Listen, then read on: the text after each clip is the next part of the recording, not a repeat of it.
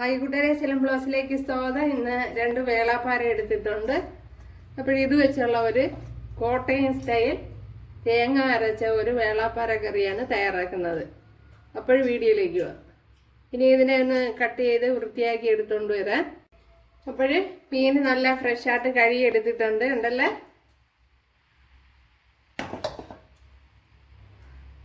ഇതിനു വേണ്ടി ഒരു പിടി തേങ്ങ, ഒരു വലിയ തക്കാളിപ്പഴം, 2 കൊച്ചുള്ളി അത്രയും എടുത്തിട്ടുണ്ട്. ഇനി അതിലേക്ക് ആവശ്യത്തിനുള്ള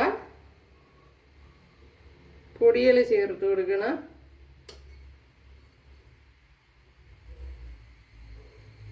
ഒരു 2.5 ടേബിൾ സ്പൂൺ കാശ്മീരി മുളക് പൊടിയാണ് ചേർത്ത് കൊടുത്തിട്ടുള്ളത്. ഇനി അതിലേക്ക് ശകലം മഞ്ഞൾപ്പൊടിയും കൂടെ, ഇത്രയൊന്ന് പേസ്റ്റ് ആക്കി എടുക്കണം. ഇത്രയൊന്ന് മിക്സിയുടെ ജാറിലോട്ടൊന്ന് ചേർത്ത് കൊടുക്കുക.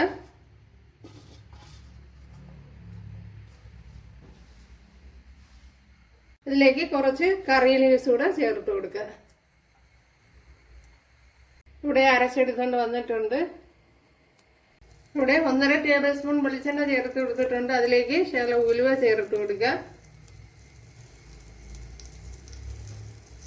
7 അല്ലി വെളുത്തുള്ളി, ഒരു ചെറിയ പീസ് ഇഞ്ചിയും കൂടെ ചേർത്ത് കൊടുക്കുക. അപ്പോൾ ഇഞ്ചി എൻ്റെ കയ്യിലില്ല,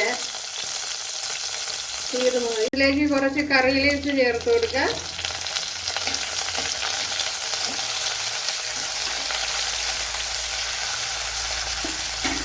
ഇതൊന്ന് ഫ്രൈ ആയി വരണം. ഇതിലേക്ക് ഇനി നമ്മൾ അരച്ച് വെച്ചിരിക്കുന്ന അരപ്പ് ചേർത്ത് കൊടുക്കുക.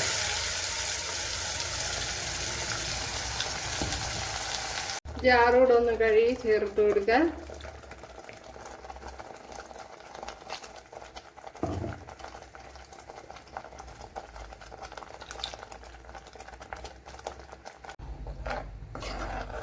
ഇതിനെ നല്ല പോലെ ഒന്ന് തിളപ്പിച്ച്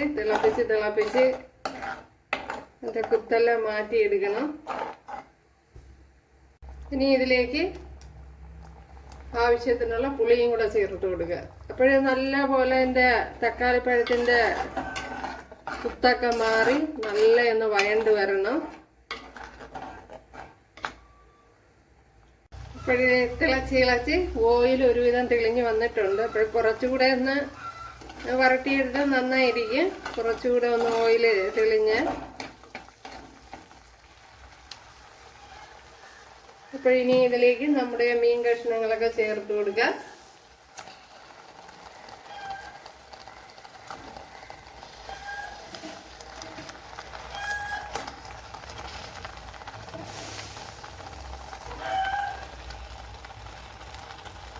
അതല്ല തലയും ഒക്കെ കൂടി ചേർത്ത് കൊടുത്തിട്ടുണ്ട്. ഇനി മീന് വേകുവാൻ ആവശ്യമായ വെള്ളം ചേർത്ത് കൊടുക്കുക. ഞാൻ മിക്സിയുടെ ജാറിൽ നിന്ന് തന്നെ ഒഴിച്ചു കൊടുത്തു. അതിൽ കുറച്ച് മസാല കൂടെ ഇരുന്നിട്ടുണ്ട്. അതുകൊണ്ട് ഇപ്പോൾ മീൻ പൊടിഞ്ഞു പോവാതെ ഒന്ന്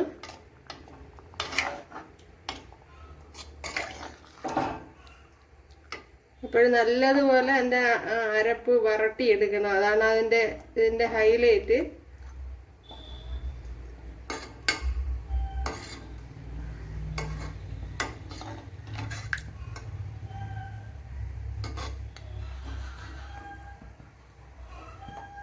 ഇനി ഒത്തിരി വെള്ളം ഒഴിച്ചു കൊടുക്കണ്ട. പിന്നെ ചാറ് ആവശ്യമാണെങ്കിൽ അതനുസരിച്ച് ചേർത്ത് കൊടുക്കുക. കാരണം മസാല എന്തായാലും വെന്തിട്ടുണ്ട്. അപ്പോൾ ഇനി മീൻ മാത്രം വെന്താൽ മതിയല്ലോ.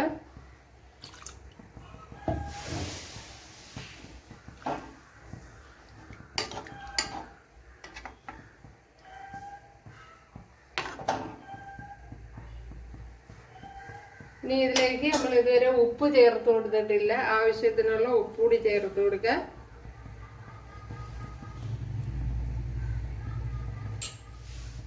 അതിനുശേഷം ഒന്ന് അടച്ചു കൊടുക്കുക.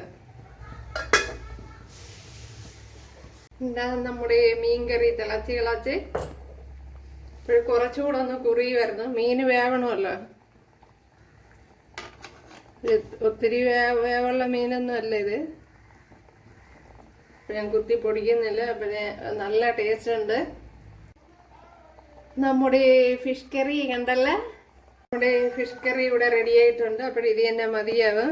കണ്ടല്ലേ, നല്ലതുപോലെ കുറുകി വന്നിട്ടുണ്ട്. നല്ല ടേസ്റ്റ് ഉണ്ട്.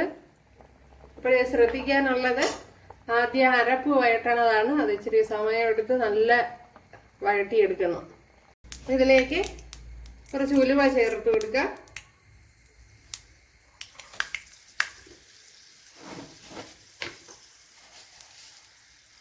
കുറച്ച് കടുക് ചേർത്ത് കൊടുക്കുക.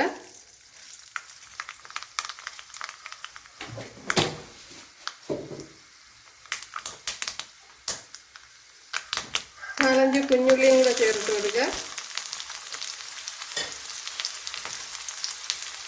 കറി ലീവ്സ് ചേർത്ത് കൊടുക്കുക. ചില വറ്റൽമുളക് കൂടെ ചേർത്ത് കൊടുക്കുക.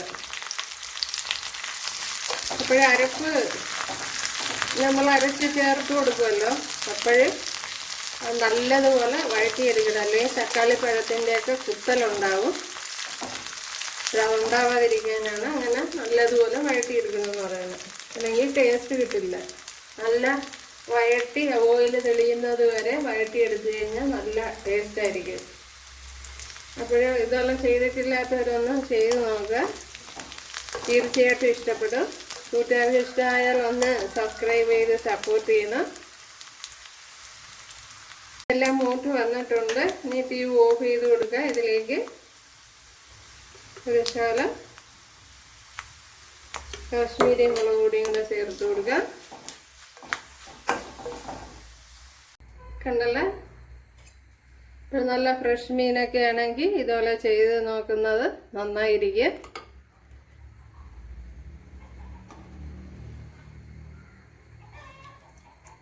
അപ്പോൾ കുറച്ചുകൂടെ വേണമെങ്കിൽ വറ്റിച്ചെടുക്കുക.